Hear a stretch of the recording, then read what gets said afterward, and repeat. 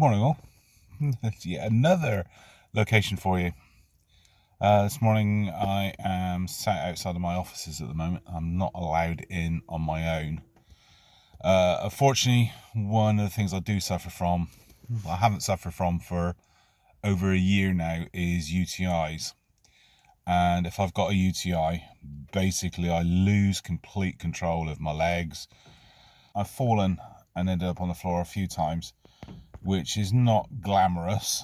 I've had to have help and have been hospitalised a few times and treated with antibiotics and things.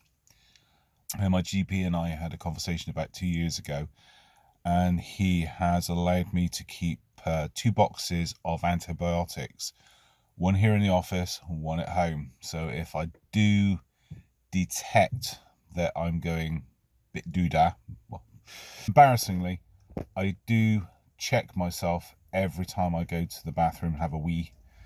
I just don't want to catch another UTI. So if I can find one starting, I can treat it straight away. That has limited me on distance of travel because I'm always terrified that if I go too far, I'm going to get caught short, which is a side effect of the MS and can also be symptomatic of a UTI as well. So I'm always panicking and testing myself and things, but I'm glad to say for over a year now, I've not had a UTI. In fact, if anything, I'll come on to that in a second, which means this video is going to have to be edited around a little bit and changed in order because I'm just waffling again. Nearly a year now I've not had a UTI, which I'm really pleased about. And it still doesn't change my manager's restrictions on me being in the office on my own, which is fair enough. We shouldn't be working on our own anyway, but especially me. So if everybody leaves or are off on site with other people, I have to work from home, which I had to check last night before I left the office to make sure that somebody was going to be here today. He won't be here for another 10-15 minutes, so here I am making this video. Going to the UTI, I am aware of the symptoms of UTI. Yes, I will discuss it because it has to be discussed. For me, the symptoms are cloudy urine, smelly urine, and I also dip test myself. And if I see nitrate, or I can never remember what the other one's called, it's the first option on the dipstick. If either one of those go pink, then I know something's wrong, and I do give a GP a ring and let him know that I've started a dose of antibiotics, but I will start antibiotics there and then. My last time of catching a UTI was after a medical procedure where they put a camera where the camera shouldn't go. You get the idea. Prior to that, which we think was a side effect of me taking Tectafera. I'm gonna have to get the name right on that, so you'll probably see it come across the top of the screen. But when I was taking that drug, I'd been on it for about 5 years without problems. I used to get like a hot flushing feeling going up the side of my face, and I would go bright red. But the guys I used to work with used to say to me, "You've had your pills, haven't you, this morning?" I went, "Yes, how can you tell?" "Well, you've gone bright red." But what I also found was I had traces of protein and blood in my urine, which I had for probably about a year, maybe 2 years, without realising it. I always put my red colour of my wee down to dehydration or not drinking enough. Is that sort of kind of dark urine colour? But bless her, the phlebotomist at the hospital, when she used to take my bloods, I used to have to give her a sample of wee as well. You know, most people give ladies flowers. I give a nice lady a bottle of wee. But she used to dip test it and was quite up on the game. and she was concerned about the levels of protein in it. And she actually did a referral back to my neurologist, who put me back into the urology department, where I was scanned. I had to have a camera, bladder scans, and all sorts of things done. And the first time round, they didn't find anything unusual. There was no signs of growths or cancer or anything like that, which is good. We also had to have a PSA test. That was to give a baseline PSA level for me, because we have in my family leaky prostate problems, and I was concerned at the age of 50 that this might be the case for me. So I went and saw my doctor. He ran a PSA test and did an anal inspection, which is fine. Everything's good. PSA's come back and is normal. I've had 2 more PSA tests now, one every year, and for me, touch wood, the levels are exactly the same. So I've got a baseline and 2 I can compare against. But I had also a second bladder check, scan, and inspection with a camera. Both times I had the inspection with cameras, I got UTIs, which is quite unusual. I'm not saying it was hospital infections or anything like that, but when you're introducing something to your body that isn't really meant to be introduced, yeah, I can see where that's coming from. The only thing I would say is the day after, it was like weeing razor blades.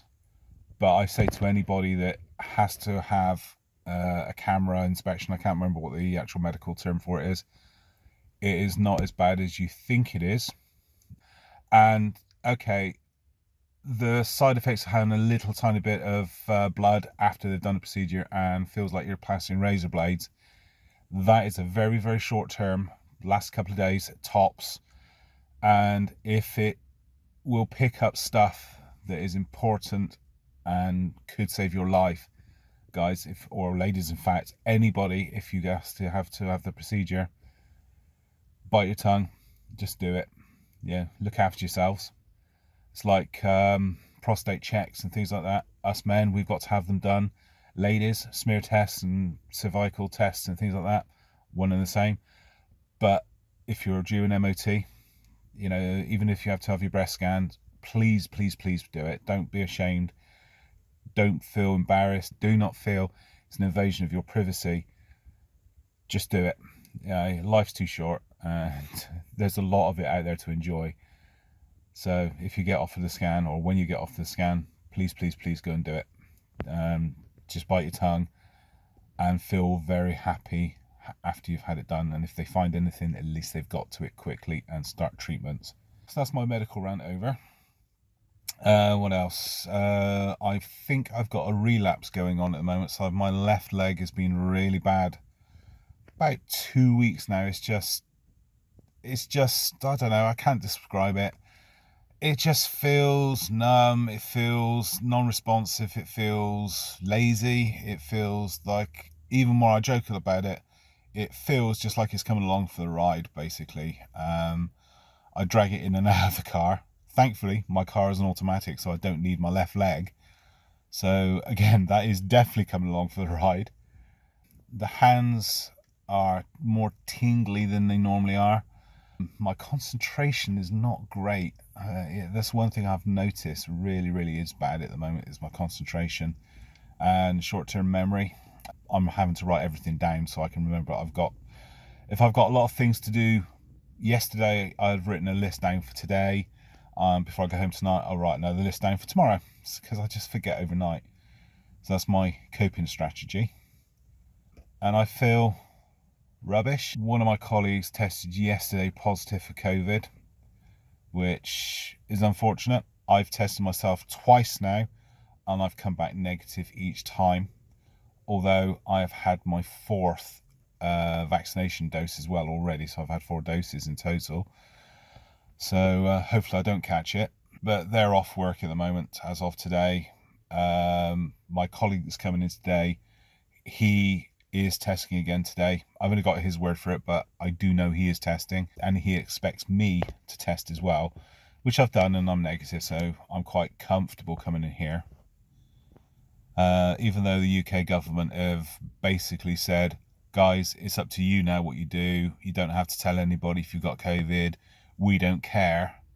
The guys I work with are quite caring and realise that I'm more at risk than some of them, and they're still testing. And I said my colleague tested yesterday, was feeling unwell all day, then tested, and unfortunately proved positive.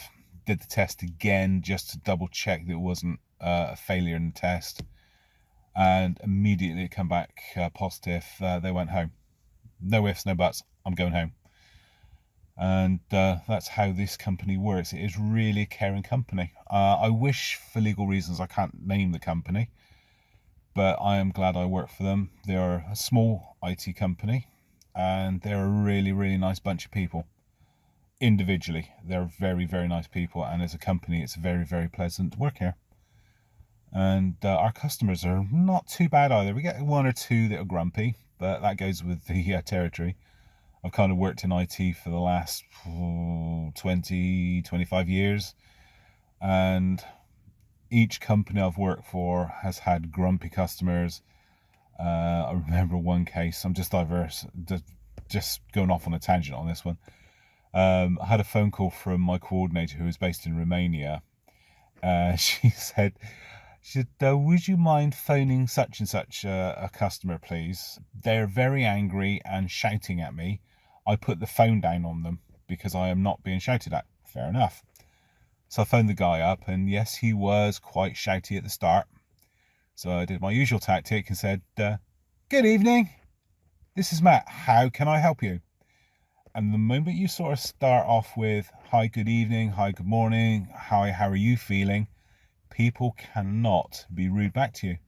That's a good tip if you ever want to get into service industries, is greet everybody really happy and really pleased to speak to them kind of attitude, and people cannot be angry to you. They can't do it. So that's a top tip for the newbies out there. Be polite, nobody can be rude to you then. Anyway, we got the problem sorted out, and yeah, everything was on that. Anyway, back to me. Yeah, going back to the relapse, I don't know what's going to go, I don't know where it's going to go. That's the kind of, this is weird, but this is kind of one of the, I find it amusing. It's only me that does that, by the way, just to sort of say that to everybody. I find it amusing that with MS, I have no idea what it's going to do today, tomorrow, next week, next month. It's completely random, and it's a bit like an adventure, really. It's just like, okay, today it's rubbish, tomorrow it's still rubbish, but the day after it's not too bad, and the day after that it's not too bad. Medically, I've only ever had to go into the hospital once and be treated for steroids. I had a really bad relapse. When was this? 2014, 2015. I had to have a week's worth of steroids. Thankfully, it was walk-in clinics, but you know, it did make me feel bad. The steroids actually made me feel rubbish, with a lovely copper taste in my mouth, and that lasted for about a week, 10 days after I stopped taking the drug. It sorted me out. I would say it did sort me out that time. Anyway, I'm going to have to disappear because my colleague is just driving into the car park, so I best go into the office, get set up, and spend the rest of the day speaking to people. Catch you later. Bye bye.